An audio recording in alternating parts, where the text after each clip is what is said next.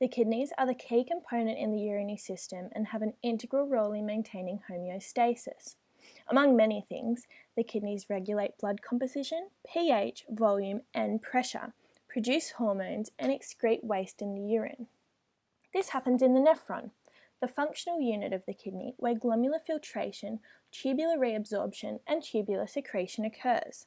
This presentation will be focusing on the process of glomerular filtration, the first step in urine production, but first let's look at the path of glomerular filtrate through the nephron.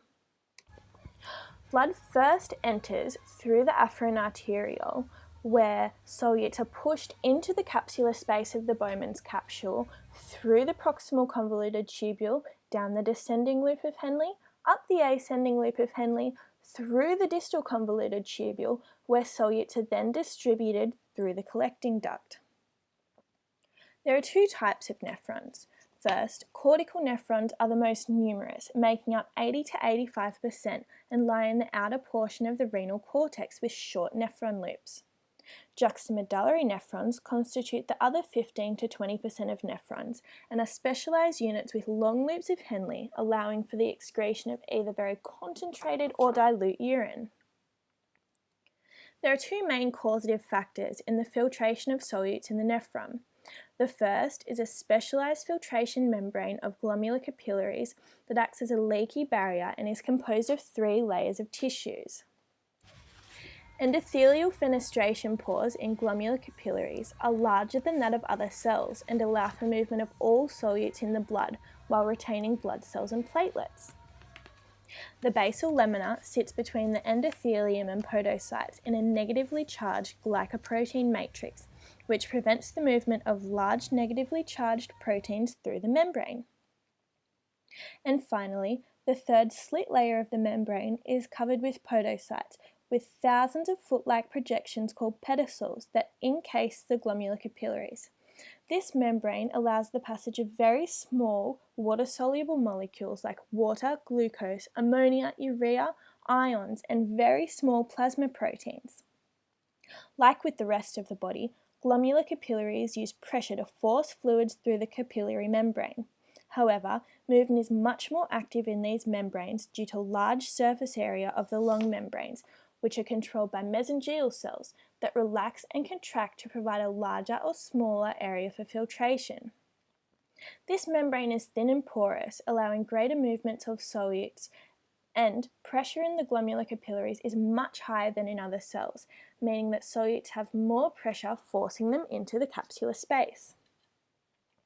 Secondly, glomerular filtration and the net filtration pressure is controlled by 3 forces that either push solutes in or out of the glomerulus.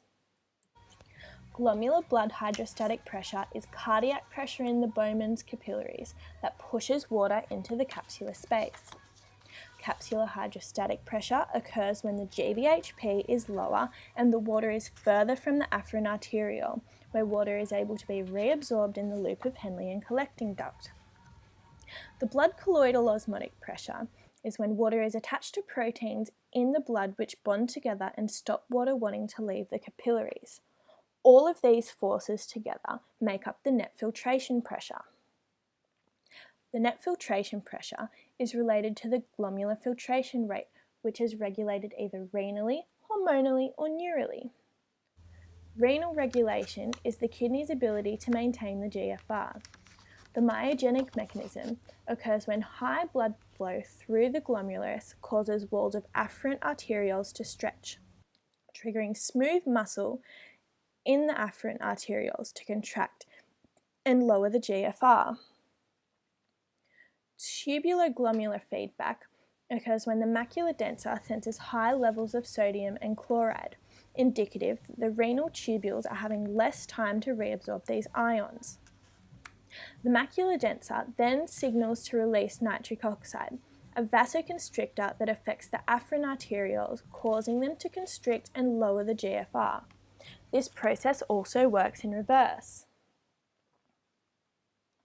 Norepinephrine is a neural response, and it is released with moderate to high sympathetic stimulation. With high stimulation, In cases of exercise or hemorrhage, norepinephrine is released to constrict the afferent arteriole and drop the GFR, helping to reduce urine output and allowing greater blood flow to other body tissues. Angiotensin II is a hormonal response released in reaction to high GFR and works to constrict the afferent and efferent arterioles, decreasing the GFR.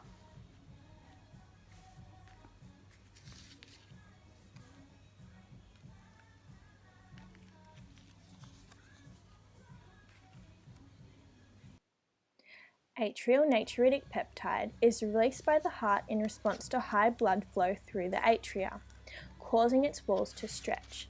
AMP works to relax the glomerular mesangial cells, increasing the surface area for filtration and thereby increasing the GFR.